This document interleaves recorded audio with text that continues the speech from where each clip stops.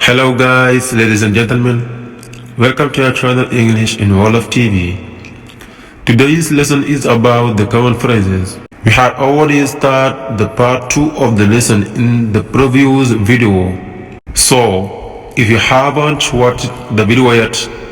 I recommend you that you go and watch it by clicking here. Thank you. Asalaamaaleykum wa rahmatullah mbokk yi waaye abonné yi di English in Wolof TV ñu ngi leen di waaj di leen ziar bu baax a baax di leen xamal ne li ñuy wax ci anglais rek moom mooy nuyu nañ leen ñi nga xam góor muy jigéen di ko dalal ak jàmm ci chaîne bii di English in Wolof TV di ñëw nag tey jii ci leçon bi nga xamante ne si moom mooy concerné boo xam ne di nga koy continuer mu nekkoon common phrases ñu ne woon nag ba tey ñu wax ba tey daan ne commencé woon nañ ko ñi ngi ci partie numéro 2 bi kon vidéo bi jàll doon nañ wax ci common phrases daal nag bu fekkee ne kon comme que seetaanoo ngoo ko ñu ngi lay sàkku ci yow nga seetaan ko ndaxte dina tax dina yokk bu baax baax nga gën a comprendre leçon bi waaye aussi gën a yokk sa niveau anglais et aussi yokk sa vocabulaire. donc di leen wax rek kon ngeen abonné ci chaîne bi ndaxte mooy tax bis bu ñu dugalee vidéo rek ngeen mën cee jot kon di leen abonné te bés cloche bi de notification bu ko defee vidéo bu disponible la ngeen mën cee jot ci automatiquement kon di ñëwaat ak yéen ci leçon bi justement bu générique bi jàllee.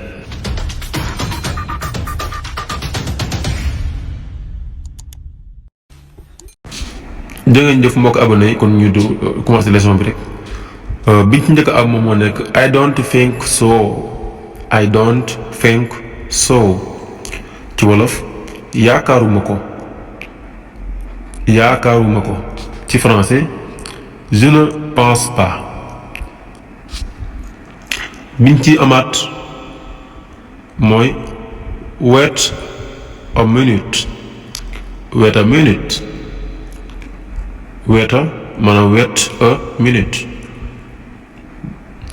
mooy ci wolof xaaral tuuti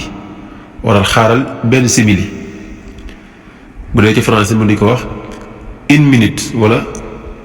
juste une minute un instant waaw comme noo ko déggee rek bi ci toppaat mooy something wrong kenn wax something mais something prononciation bi nag di bàyyi xel day mel ni ab a ngay lire mais en réalité du a mais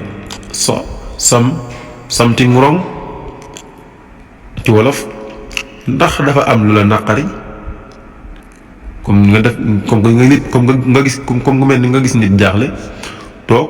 toogaayu njàqare nga ñëw ne ko something wrong ndax dafa am lu la naqari ndax dafa am lu la tiis ci français quelque chose ne va pas ndax dafa am lu la metti voilà ñu daal ci bi ci topp mooy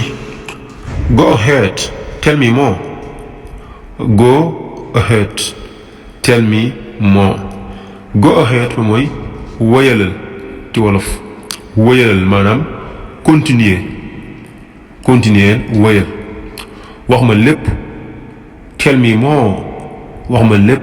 wala wax ma li nga ci xam wala wax ma ci lu bari moo tell me more mooy wax ma ci lu bari waaye expression bi nga mën a firee ci wolof lu gàtt mooy wax ma lépp go ahead tell me more jàll ci expression bi topp muy forget it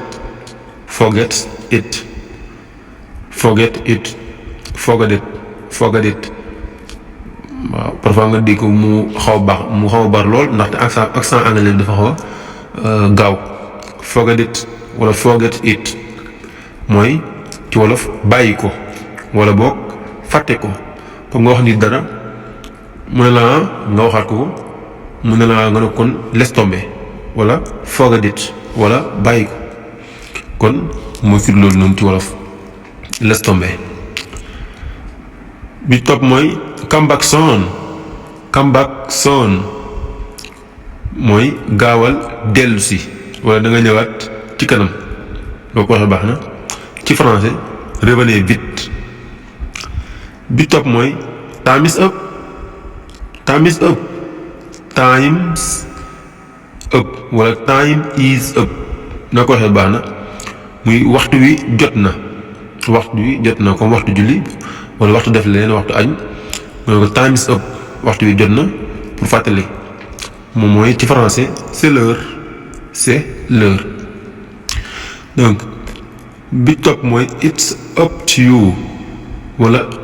it is up to you loolu wax baax na li forme contract la xëy na dañuy ñëw ak yéen ci grammaire bi it's up to you it's up to you mooy noo ko bëggee rek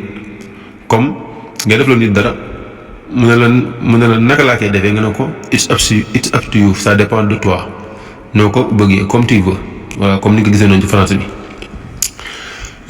bi topp moom mooy make yourself at home melal ni ku nekk sa kër comme nga am gan ba ko wax dalal ak jàmm nga ne ko melal ni ku nekk sa kër maanaam make yourself at home ci français mooy fais comme chez toi wala faites comme chez vous da ngeen faral di dégg ñu ngi wax lu bëri bëri. suñ expression bi toppaat moom moo nekk I'm fed up with it. I am fed up with it. I'm fed up with it. mooy dama sonn ci lii wala dama cee sonn ci français lu mu bëgg di wax mooy j'en ai marre. I'm fed up with it. bi ci toppaat moom mooy don't worry